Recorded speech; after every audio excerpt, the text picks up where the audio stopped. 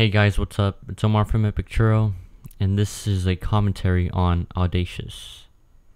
Yes, I'm probably gonna be doing this on every short film, like that are like more than 8 minutes, or that I just spend a lot of time on making.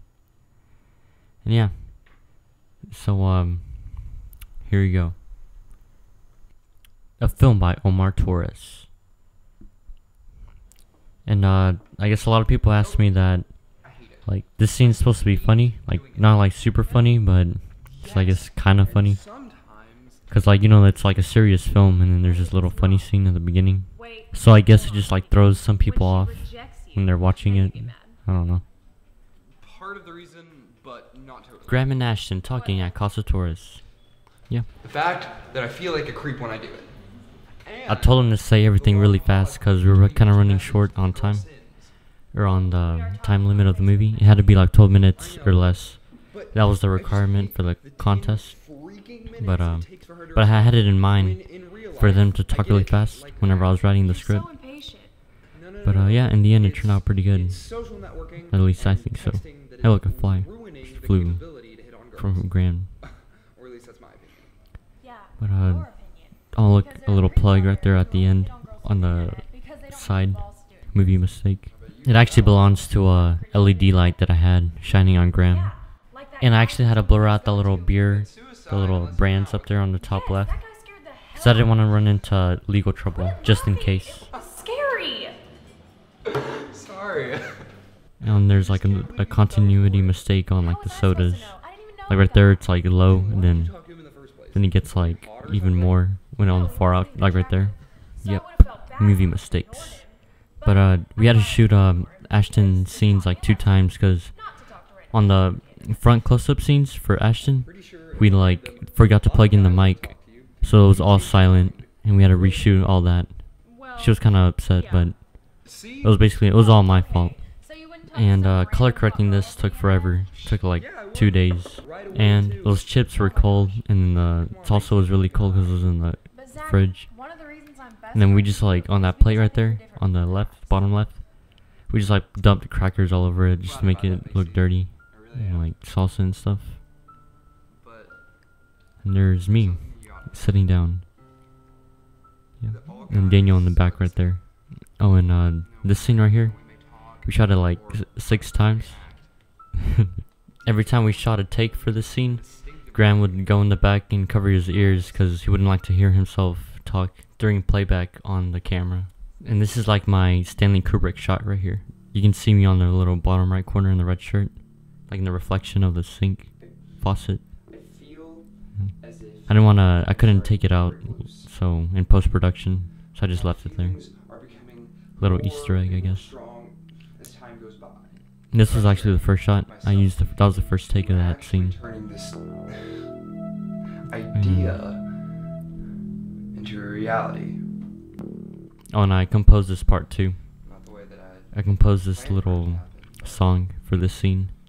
I kind of wanted it to have like a Stanley Kubrick kind of feel to it, like in A Clockwork Orange in the opening song for the opening scene. Is this what defines me in this particular situation?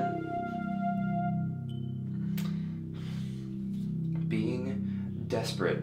Has she made me? I remember like writing this scene right here. I wrote like the first 2 lines, and then like I just like stopped writing it because I couldn't figure out what else to say. So it took me like 2 days to write this scene. I just like came back to it, came back, and then just like stopped, came back, until finally I wrote it. And then pretty much just wrote it and just like did some minor changes, but that's pretty much it. Oh, and that's actually a little painkiller, that pill. It's not, it was my painkiller. And I just like, I kept it because I was like, oh, this is good for a movie. And so it came in handy. I think like the budget on this movie was like $30. Mainly went into like food for the crew, and yeah, and then a Sprite, Alka-Seltzer for the drugging scene. I could have got that for free, but I just like because my mom had some. Have the ability to perform this nonsense. This is like, I think this is my favorite scene of the whole movie, the restroom scene, because it's so like, I don't know, I guess like it's like my Stanley Kubrick shot too. My Stanley Kubrick scene. Homage, paying homage to him. Hey Macy, I'm back. Do you want something to drink? Cause I'm gonna get something. Actually, that whenever he says something, Cool. that's like ADR right there. I don't know if you could tell. Why are you all jumpy all of a sudden? Me And that tripod that I was using for this scene, sometimes it would mess up on me, Sure you didn't but that's take your because drugs while like you were gone? I was just using it wrong. But it's a pretty cheap tripod. I got it at Walmart for like $28, but it's good enough, I guess. It pans pretty good. Oh, and props to Kevin MacLeod for the music. He made this song right here. It's just like a little basic song, but it's really good. Check out his stuff. Oh, and then the drugging sequence. Everybody really likes this little scene sequence. I like it too. At first I didn't think it was gonna work because it's just like kind of random. Like all of a sudden. That's like my favorite shot. One of my favorite shots. I like having sound effects that don't really go with like what's going on. 'Cause all those sound effects are kind of like Thank you. not really meant for that, but it sounds cool. And this right here is a sniper shot mixed with a punch. Oh, and Graham's reaction shot right there, and Ashton right there just drinking that Sprite. Those two were shot separately, like on separate days. Refreshing. Cause I forgot to shoot Graham's reaction for that. Okay, So I had to as go was and telling reshoot you this it. morning, I went to take my medication. She begins to speak, Mm. and I sit This there is just trying like to a little listen. simple post-production zoom. Not because of this nervous feeling I'm encountered with. It's her beauty. Her eyes. I actually had to change this line about her eyes because Every way. at first Lips. in the script it said that her eyes were like an Wonderful ocean, light. something like that. Hair And then well, her eyes aren't falls blue. back so Ashton's perfectly. eyes are green, No so makeup. had to like change it like the night before. She's And then we shot the narration, Not only and that, then but we actually had she's like an 3 amazing little lines personality set as up. well. And I just chose the best one. Woman.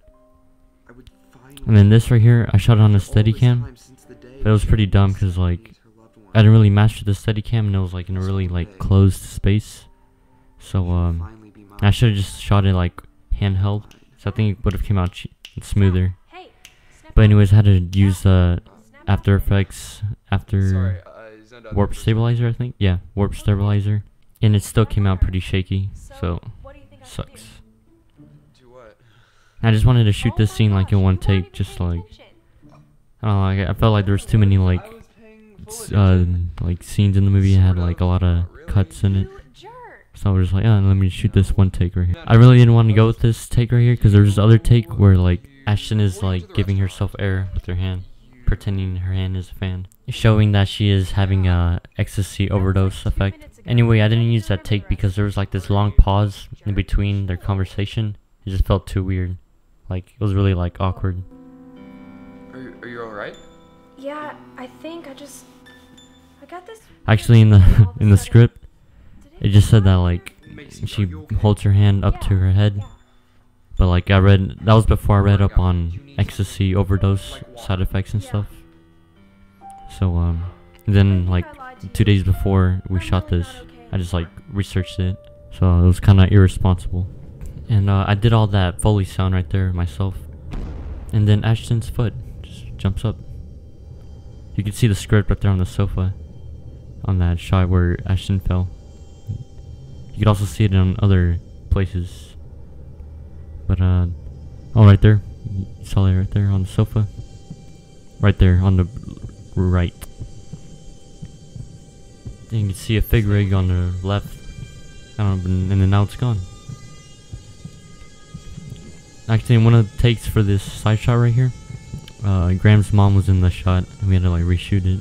And I wanted to give like the movie a very like greenish like color to it. Or like, if you notice like towards the beginning, or whenever this living room scene, it keeps on getting greener and greener towards the end where Graham is panicking.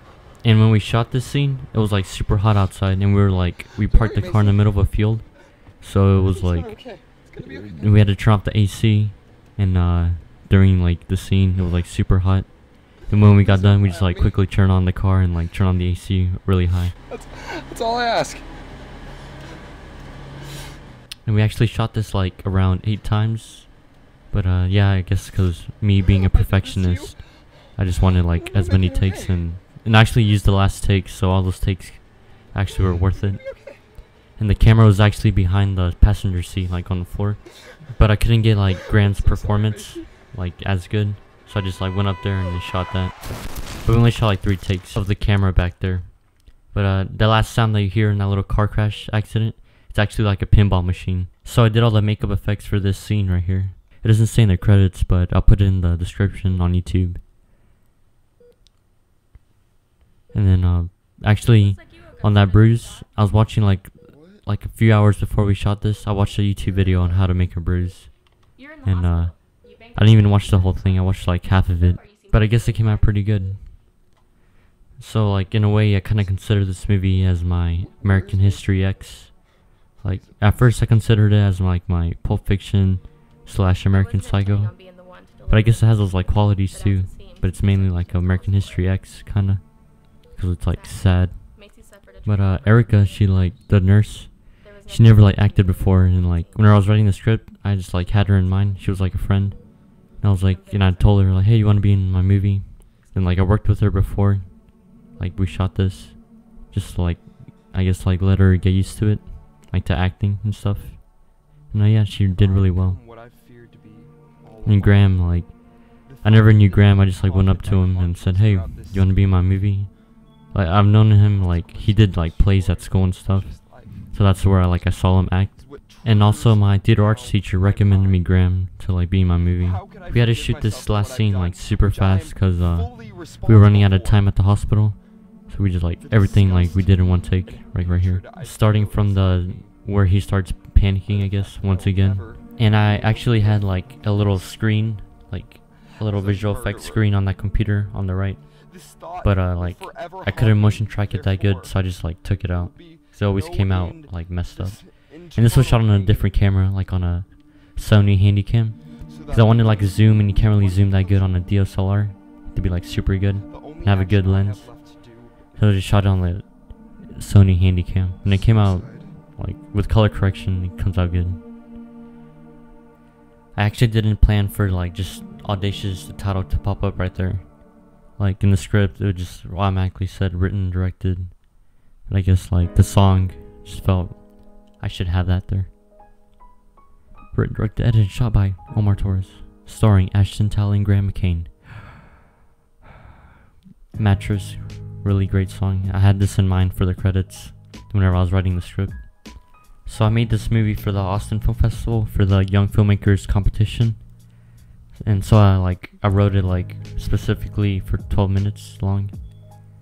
I felt like I could like make this a lot longer, and but I think this is gonna be the last time that I'm gonna like make a movie for specifically just for a festival with a time limit. So once again, I'm Omar Torres, and hopefully you had a great time watching this movie and being sad as I had fun making it. Haha. Yeah. Goodbye. I will see you later. The next movie. Thank you, Mom and Dad.